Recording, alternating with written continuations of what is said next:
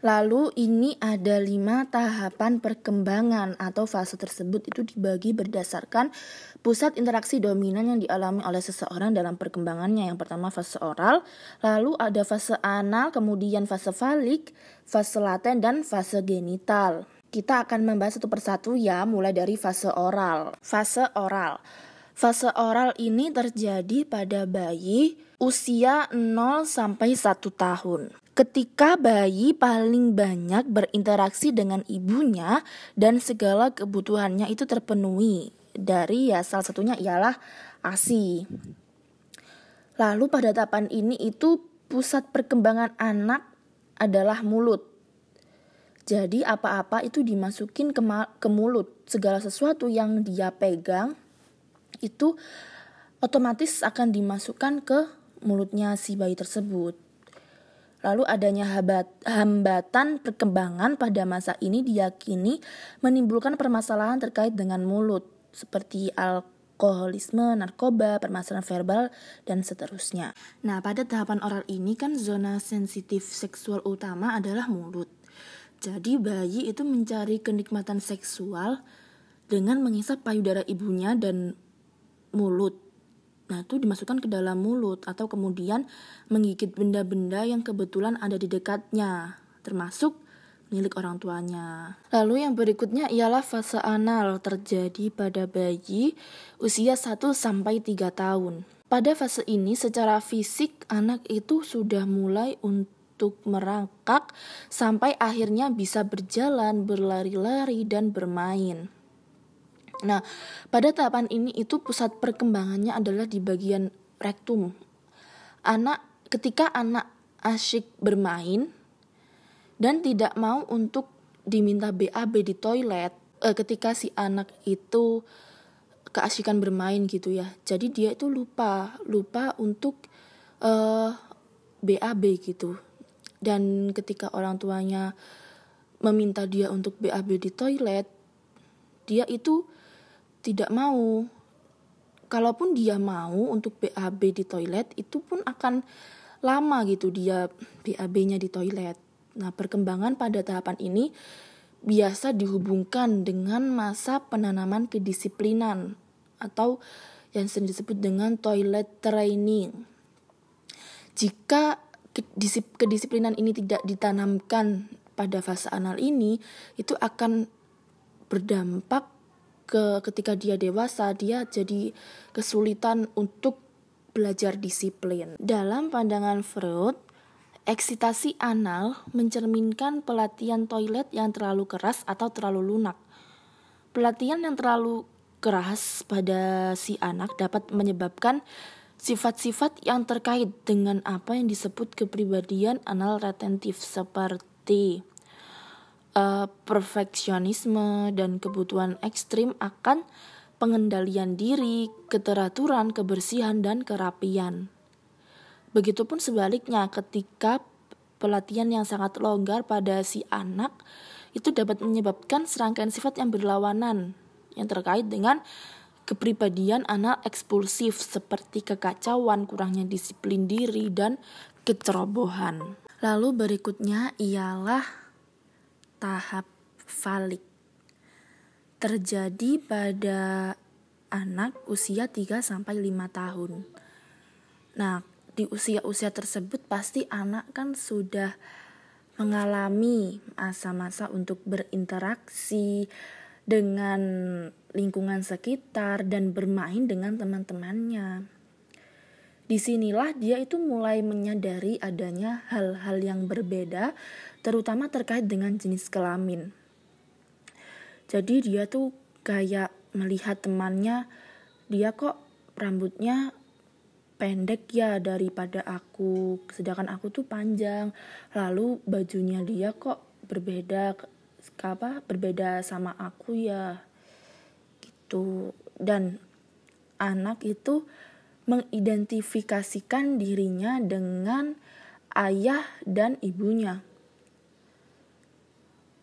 Lalu anak itu mengidentikan dirinya dengan ayah dan ibunya. Masa ini merupakan fase yang menentukan peran jenis seseorang. Jadi yang anak laki-laki dia itu cenderung untuk meniru ayahnya, sedangkan yang perempuan dia itu cenderung menirukan ibunya. Lalu ketika fase falik ini tidak berjalan dengan lancar, di situ pasti ada kebingungan peran jenis.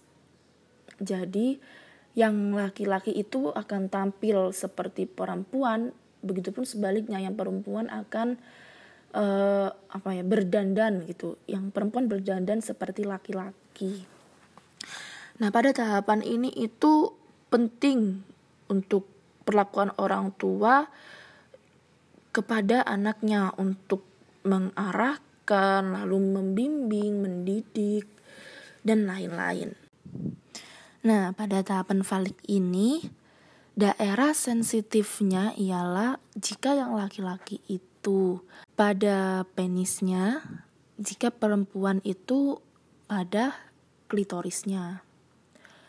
Lalu sumber seksual atau sumber kesenangannya itu jadi dia mengalami sebuah onani atau masturbasi. Jadi mereka itu senang pada tahapan ini, senang ketika ia mengalami onani, dan itu tujuannya ialah untuk mengeksplor dirinya, mengeksplor apa yang ada pada tubuhnya.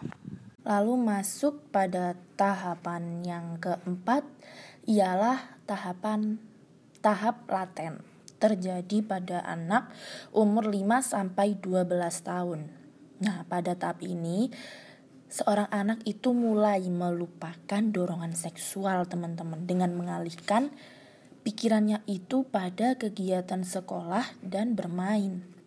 Nah, di tahap ini kan biasanya anak udah mulai memasuki masa sekolahnya ya, dan lebih banyak waktunya itu untuk menunjukkan dirinya itu sendiri, seperti berprestasi gitu. Itu yang menyebabkan seorang anak pada tahapan ini itu menjadi, ketika ada orang yang berprestasi gitu ya, nah itu memiliki arti yang penting bagi seorang anak tersebut. Lalu pada tahapan ini juga rasa malu pada lawan jenis itu mulai muncul, dan si anak itu memperoleh keterampilan kognitif dan bisa menyesuaikan diri dengan nilai budaya yang ada di sekitarnya. Lalu ini ialah tahapan yang terakhir, yaitu tahap genital, terjadi pada anak usia 12 tahun ke atas. Pada usia ini kan anak itu mulai memasuki masa remajanya dan mengalami perubahan fisik, dan pusat perkembangannya adalah di bagian organ reproduksi gitu. Pada tahapan genital ini, yang awalnya pada tahap latensi itu dorongan seksualnya itu kan dia mulai melupakan dorongan seksual di tahap latensi, tetapi di tahap genital ini itu muncul lagi dengan kekuatan yang penuh, tetapi dia tuh bisa mengendalikan dorongan seksualnya itu di tahap genital ini.